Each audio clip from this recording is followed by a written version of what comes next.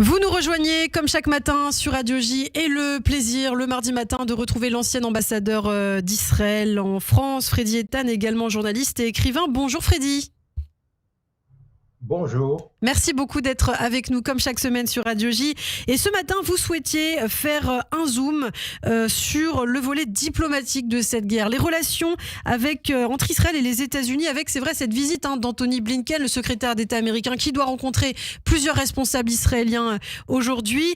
Pour vous, il y a urgence. Il faut que l'Israël fasse un accord de défense avec Washington.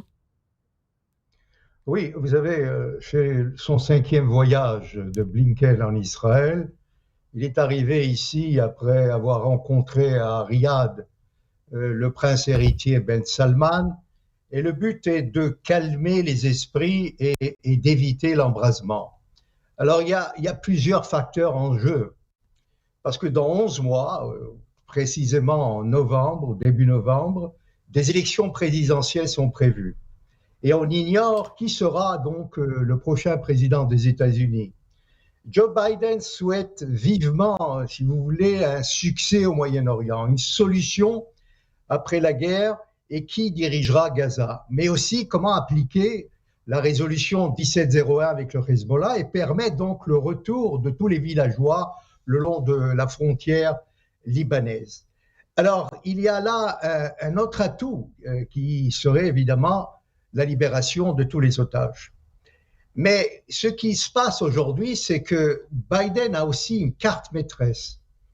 Eh bien, il préfère, sur ce point d'ailleurs, il est en entente avec Netanyahou, c'est-à-dire une normalisation, donc la reprise pour une normalisation avec l'Arabie saoudite.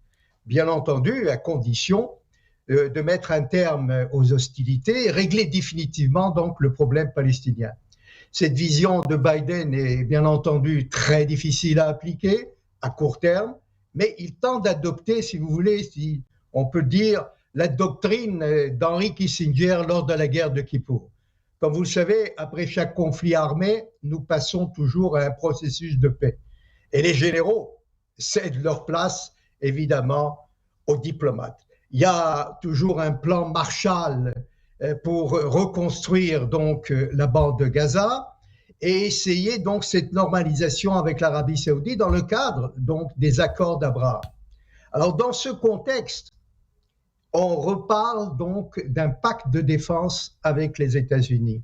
Nous sommes les alliés stratégiques des États-Unis, mais pas un pacte de défense, nous n'avons pas signé jusqu'à présent. D'ailleurs, il provoque un débat, un très fort débat, très agité entre diplomates et militaires.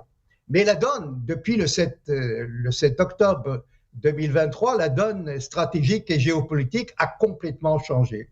Alors, nous devons être évidemment modestes et aussi réalistes. Nous représentons certes une forte puissance militaire, régionale, mais nous ne pouvons pas non plus affronter tous les fronts. Et donc, plus que jamais, nous dépendons des États-Unis. Les combats se poursuivent, comme vous le savez, au nord et au sud. Hier, 4 soldats sont tombés. Nous éliminons des chefs du Hamas et du Hezbollah. Mais chez nous, nous devons aussi avoir les munitions s'épuisent. Et c'est un cercle infernal. Et donc, il y a des opposants à cette pacte de défense parce qu'ils pensent que Tsahal aurait les mains liées. Mais nous pensons quand même que depuis donc le 7 octobre, nous devons, et il est temps de signer un pacte de défense concernant par exemple des attaques lancées par nos ennemis au-delà des frontières. Ils permettront donc d'agir rapidement dans le cas d'un casus belli ou devant un raid ciblé planifié contre les terroristes. Et c'est ainsi, je pense, que nous pourrions ensemble gagner la guerre contre le Hamas et le Hezbollah et empêcher surtout l'Iran d'acquérir sa première bombe atomique et enfin négocier la paix en position de force.